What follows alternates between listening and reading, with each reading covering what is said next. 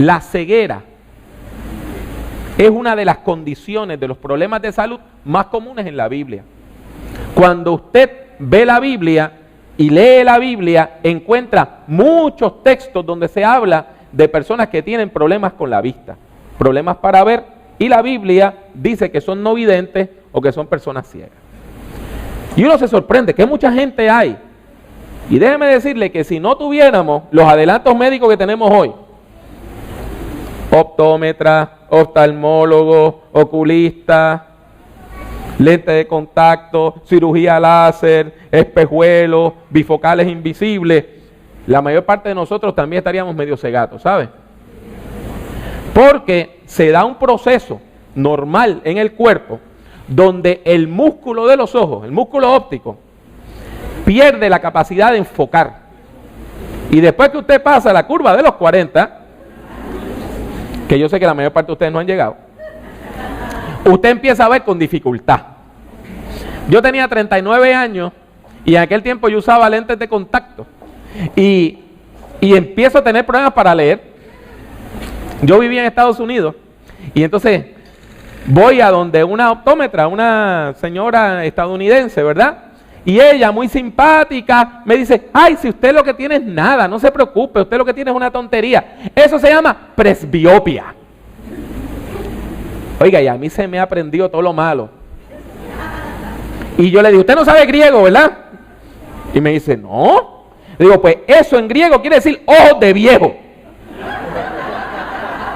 Y usted me acaba de decir que yo tengo ojos de viejo. Y ella me dice, yo sabía lo que quería decir, lo que pasa es que no quería ofenderlo. Pues mire, la mayor parte de nosotros, si no tuviéramos las luces artificiales que tenemos y ese tipo de cosas, y también fuéramos no videntes. Por eso es que en el mundo antiguo habían tantas personas con problemas para ver. Pero el problema no es solamente físico. La ceguera en el tiempo bíblico también era un problema social y espiritual. Déjeme explicarle por qué. En los tiempos de Jesús, las personas con impedimentos físicos eran vistas con desdén, eran vistas con desprecio. Se entendía que si usted tenía un problema físico, se debía a que alguien en su familia, o usted o alguno de sus familiares, había pecado y usted estaba pagando esa culpa. Se entendía que los impedimentos físicos y los problemas de salud, sobre todo los crónicos, se relacionaban con el pecado. Y la gente pensaba que Dios era malo y que castigaba a la gente con sus niños, permitiendo que tuvieran niños con problemas, tales como niños no videntes, niños que no pueden escuchar bien o niños que no pueden caminar correctamente. ¿Y sabe qué? ¿Me puede creer que todavía hay gente que piensa de esa manera? Usted no sabe la cantidad de veces que yo voy a un hospital a visitar un niño y alguien viene y dice, no, eso es un castigo de Dios que Dios le dio porque esa persona es un bambalán. Y a mí me dan ganas de decirle, mire, más bambalán es usted. Porque Dios no se desquita por los pecados de Pepe con su nene o con su nena. Y uno tiene que tener sabiduría con esas cosas. Pero ese pensamiento bíblico era común en los tiempos de Jesús. Y todavía algunas personas piensan así. Del mismo modo, si usted estaba bueno y sano y de momento desarrollaba un problema de salud, perdía la vista, no podía escuchar, empezaba a caminar con dificultad, la gente entendía que era que usted había pecado y que Dios le estaba mandando un castigo y que usted estaba pagando por algo. Y si no se le conocía un pecado, pues entonces el pecado estaba oculto. Mire, y esto explica por qué la mayor parte de la gente que aparece en la Biblia con impedimentos viven en la pobreza. Porque no podían trabajar. ¿Quién quiere trabajar con alguien impuro? No podían ir a la sinagoga. ¿Quién se va a sentar con una persona impura en la sinagoga? Se entendían que tenían manchas, leves o graves, y no podían ni siquiera entrar al templo.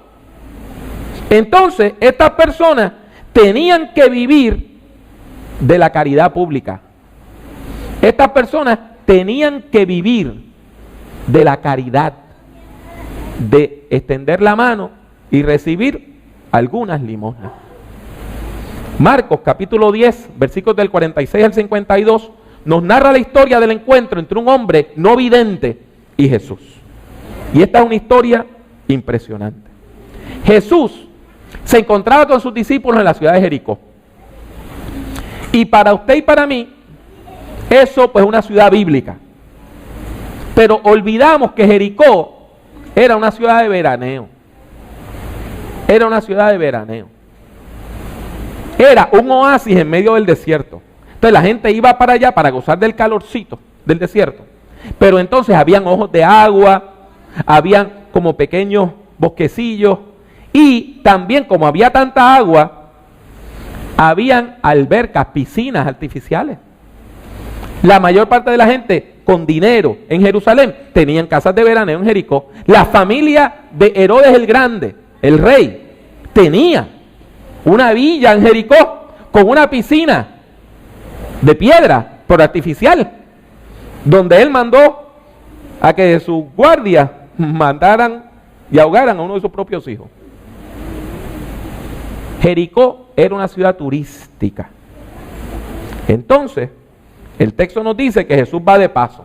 Probablemente viene desde la Galilea, ha bajado por el río Jordán, bordeando el desierto de Fatsael, llega a Jericó y de Jericó va para Jerusalén. Y el camino de Jericó a Jerusalén hasta el sol de hoy es difícil.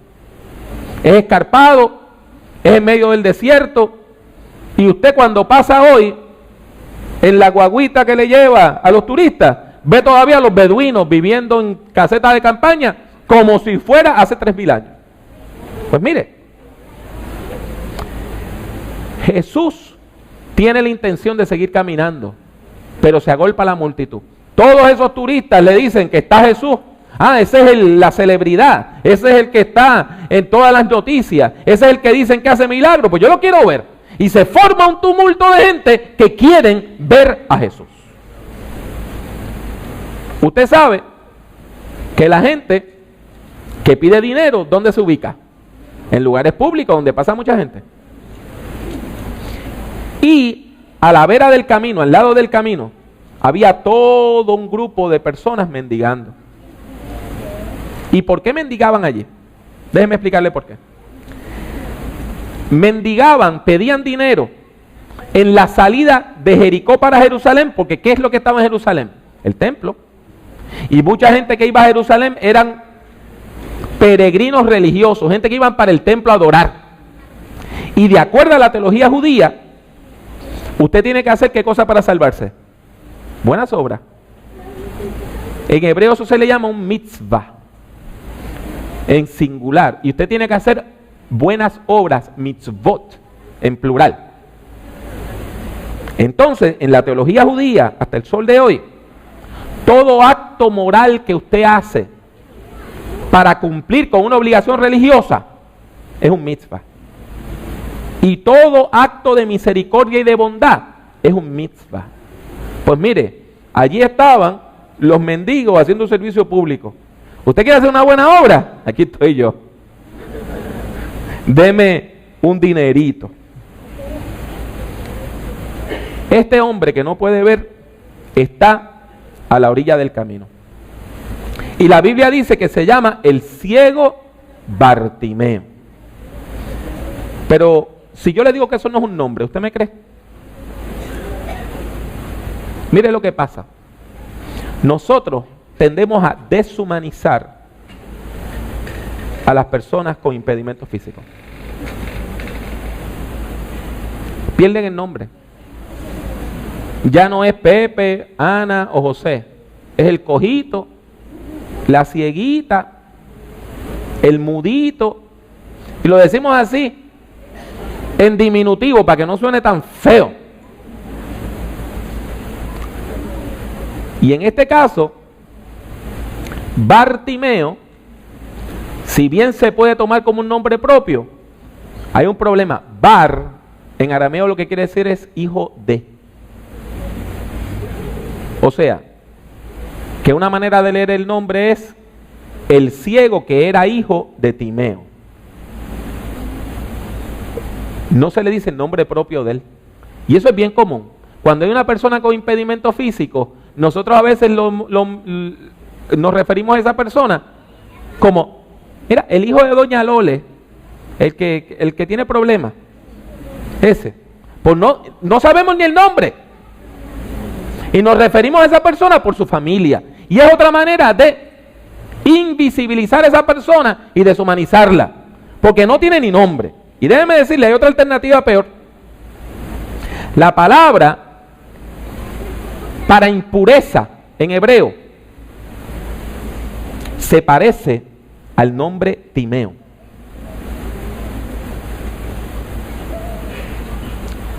Hay una posibilidad que el nombre de este hombre sea el ciego que ha perdido la vista por ser hijo de la impureza.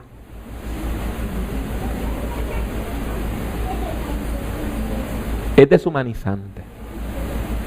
Pues ese, el que la gente veía como un impuro, escucha que Jesús viene y siente a su lado el tumulto y siente la multitud y comienza a gritar: Jesús, tú que eres el Mesías, ten compasión de mí y ayúdame.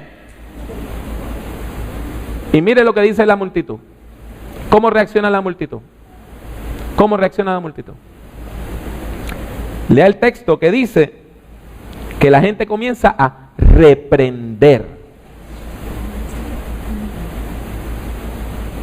a Bartimeo.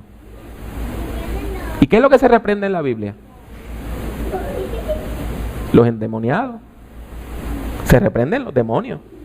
O sea, la gente empiezan a decir: tú estás endemoniado, y los reprenden. Tú estás interrumpiendo porque estás endemoniado, y los reprenden. O sea, ellos entienden, nosotros somos turistas con buen dinero, tenemos dinero para pasear, tenemos dinero para tener nuestras villas aquí en Jericó, nosotros hemos sido los bendecidos por Dios, nosotros somos los puros, tú estás enfermo, tú eres el impuro, cállate. Y que el Señor reprenda el demonio que tú tienes adentro. Pero hay una regla de la vida, apréndasela bien. Y es que la gente desesperada hace cosas desesperadas. El que no tiene nada que perder, se la juega. Pues ¿qué más él iba a perder? Iba a estar más pobre. Iba a estar más ciego, ¿no? Así que él sigue gritando: Jesús, tú que eres el Mesías, ten compasión de mí y ayúdame. Y la buena noticia es que Jesús detiene su marcha y manda a buscar al hombre. Y sus discípulos van y le dicen: no tengas miedo, ven que Él te llama. Entonces Bartimeo responde de una manera sorprendente. El verso 50 dice que el ciego tiró su manto y de un salto se puso de pie y se acercó a Jesús. Y usted dirá: ¿qué tiene que de raro que tirara el manto? Déjeme explicarle. Si usted es un mendigo que no tiene nada, usted es una persona pobre que apenas tiene con qué vivir, su manto en el mundo antiguo era todo. Usted dormía sobre su manto, era su cama. Se hace frío, se acopa con el manto. Se hace calor, se tapa del sol con el manto. Estamos en el desierto, si hay una tormenta de arena, ¿con qué usted se tapa la cara? Con el manto. Y hay una cosita más que usted quizá no se ha dado cuenta, y es la siguiente. También ocurre que las personas que pedían dinero se sentaban en el piso y entre sus rodillas ponían su manto como si fuera una bolsa, como si fuera un hueco, de manera que cuando usted pasara le tirara las monedas en el manto. Él tenía el dinero que había recibido el día en el manto. ¿Y qué dice el texto bíblico? Que tiró su manto y de un salto se puso de pie y se acercó a Jesús. ¿Entiende lo que eso quiere decir? Que él tiró aquello que le daba seguridad humana y todo el dinero lo tiró también. Yo me imagino al resto de los que estaban pidiendo, arrastrándose por el piso, buscando las 3 pesetas que se cayeron. Pero este hombre que no tenía vista física, tenía vista espiritual. Y él va y se coloca frente a Jesús. Y cuando Jesús le dice, ¿qué quieres que haga por ti? Él le dice, maestro, que pueda yo ver de nuevo. ¿Qué le dice eso a usted? Que él había perdido la vista ya grande. Él recordaba lo que era ver. No era un ciego de nacimiento. Él quería volver a ver. Y la Biblia nos dice que al instante este hombre recupera la vista. Y más adelante nos dice que se convierte en discípulo de Jesús y lo sigue en el camino. Esta narrativa es hermosa, ¿verdad que sí? Y esta narrativa nos enseña mucho, ¿sabe sobre qué? Sobre muchos temas. Pero hoy yo quiero enfocar en la enseñanza que tiene sobre la educación teológica y la educación cristiana en nuestra iglesia. Y yo sé, quizás usted dice, pero ¿qué tiene que ver esto con educación teológica? Porque nosotros pensamos en educación y pensamos en un edificio, escuela, matrícula, libros, pupitre, alumnos. No hay nada de eso aquí. No hay nada de eso, pero hay un maestro, que es Jesús. Y donde está el maestro de educación. Las personas que son maestras de verdad no se retiran nunca. Siempre son maestras. Las personas que verdaderamente llevan el magisterio en el corazón enseñan todo el tiempo. Y sobre todo con su ejemplo. Fíjese bien. Recuerde por un momento el mejor o la mejor persona que usted tuvo como maestro o maestra en su historia. Lo que más usted recuerda es su carácter. Es lo que más usted recuerda. Sí, usted aprendió una cosita. Aprendió a leer, o aprendió a sumar, o aprendió un poquito de álgebra, un chispito de historia. Pero cuando usted recuerda a esa persona, ¿qué es lo que usted recuerda? Su carácter, su virtud, su integridad. Usted recuerda la vez que usted llegó triste a la escuela y esa persona le echó el brazo y quizás hasta oró por usted. Y usted recuerda la vez que usted llegó muertecito de hambre a la escuela y la persona le llevó al comedor, denle alguito de comer. Eso es lo que usted recuerda.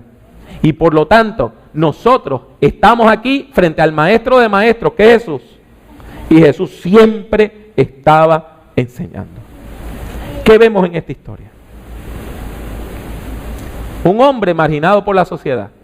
Un hombre que la sociedad le dijo que no contaba. Un hombre que la sociedad le dijo que él no servía, que él era impuro, que él era maldito. Y ese hombre busca tener un encuentro con Jesús. Y no nada más por decir, me saqué una foto con Jesús. Ese no es el caso de este hombre. Él va donde Jesús buscando una transformación. Él era impedido, ¿verdad? Y por ser impedido era pobre. Y por ser impedido era visto como un impuro, como un maldito. La multitud lo veía como un pecador endemoniado. Alguien que no merecía acceso a la presencia de Jesús. Quédate al lado. Y la gente hace eso. La gente desea que Bartimeo permanezca en silencio, que sea invisible, que se quede en el anonimato. No diga, no haga nada. Yo le voy a contar esto con mucha tristeza. Y aunque tiene un final feliz la historia, a mí me dolió mucho. Una vez yo llegué a un seminario en Estados Unidos. Yo trabajaba con una asociación que se llamaba la Asociación para la Educación Teológica Hispana, que todavía existe. Y me iba a reunir con el presidente del seminario. Yo llego y el presidente me había dicho por teléfono, espérame, en la entrada, en el lobby, que tan pronto yo termino una reunión, te encuentro allí. Y yo voy y me paro allí. Y un estudiante, usted sabe, de esos de estudio y trabajo, que estaba en la salita de recepción, me ve. Y él nota que yo soy del color equivocado. Y él nota que yo soy hispano.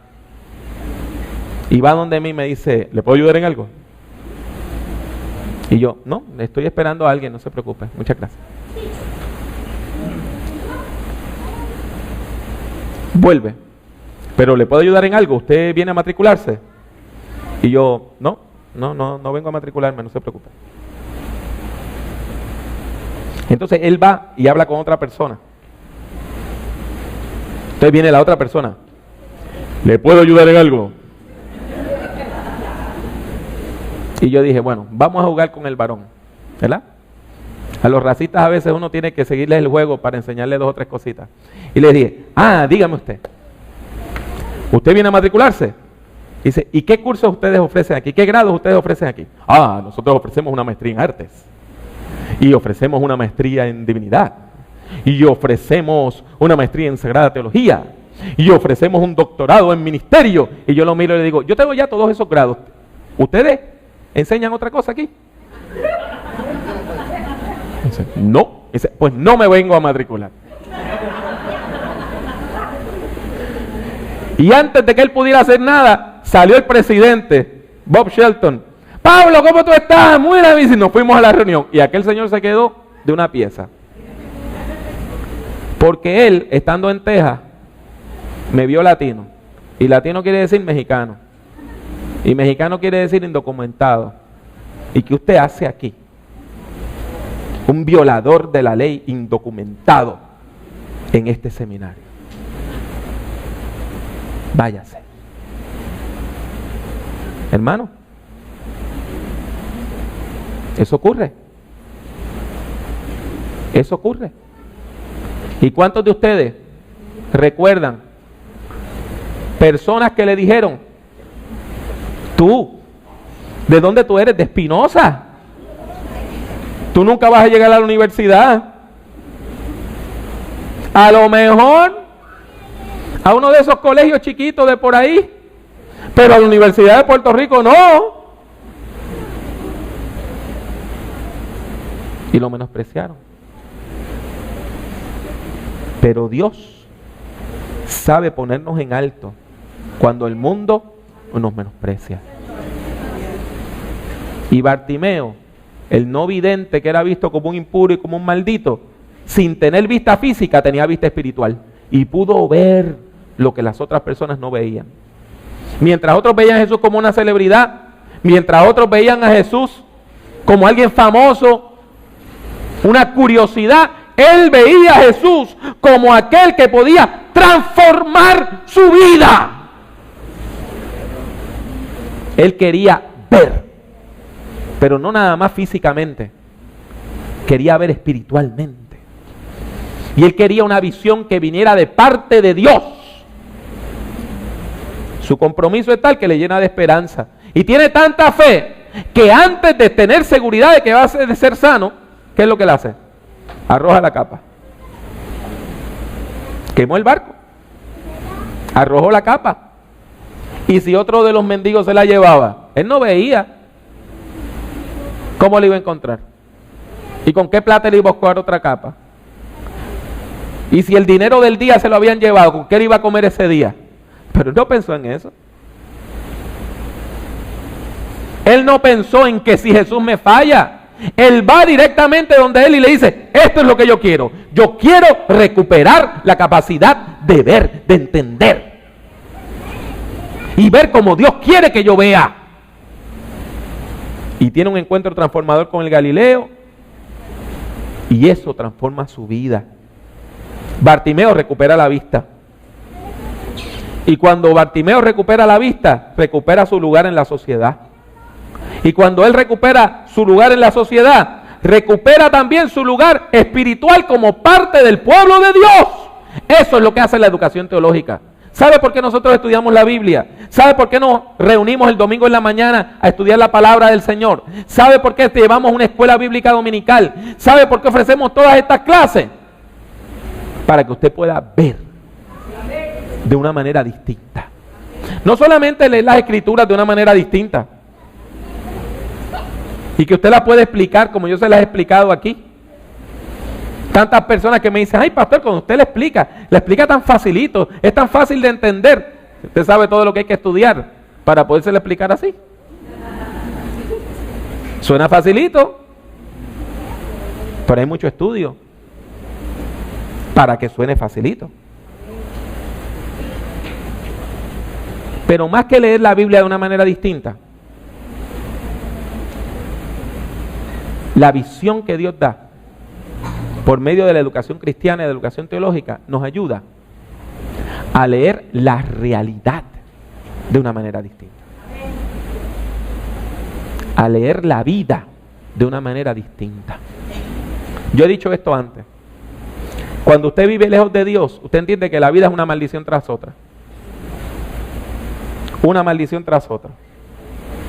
Y usted se levanta preguntándose qué otra cosa mala me va a pasar hoy. Y desde que usted se levanta, usted está maldiciendo. Y usted se mete al tapón y ya usted sabe. Y llega a la oficina y viene un supervisor de eso, o una supervisora de esa que no hay quien le chupe el caldo y ya usted sabe. Y usted pasa el día de maldición, en maldición, en maldición, en maldición. Pero cuando usted recibe vista espiritual,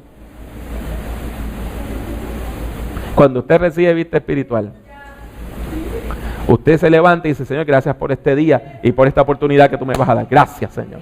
Y si hace sol, usted le da gracias a Dios por el calor. Y si está lloviendo, usted le da gracias a Dios por la lluvia, que también hace falta. Y usted se mete al tapón. Y mientras otras personas están escuchando porquería, usted pone música cristiana, usted pone un sermón, usted empieza a leer la Biblia o escuchar la Biblia leída. Y cuando usted llega al trabajo y esta persona agria y amargada está ahí, usted dice, yo tengo que orar por ella. Usted empieza a ver la vida de otra manera. Usted empieza a ver la vida de otra manera. Usted empieza a leer la vida de acuerdo a los valores del reino de Dios. Y eso es lo que hace la educación cristiana y la educación teológica. Póngase a estudiar la palabra del Señor. Dele un espacio. Dele un espacio a Dios para que Dios pueda abrir sus ojos espirituales. Mire, Bartimeo en el fondo nos representa a todos nosotros. Todos nosotros somos mendigos. Quizá usted tiene un poquito más de plata que yo, o yo tengo un poquito más de plata que usted, pero todos nosotros en la vida estamos así, diciéndole al Señor, Señor, dame. Todos estamos necesitados. Todos. Todos nosotros en algún momento enfrentamos la pobreza, la impureza y la marginación. Todos nosotros. Aún las personas con más dinero pueden tener un mal matrimonio. O pueden ser discriminadas por ser mujer o por ser hispano. Todos nosotros tenemos necesidad. Y todos nosotros tenemos necesidad de aprender a leer la realidad a la luz de los valores del reino. Profundice en la palabra del Señor. Porque Dios quiere darle a usted los nuevos ojos que solamente da la fe en Cristo Jesús, Señor nuestro.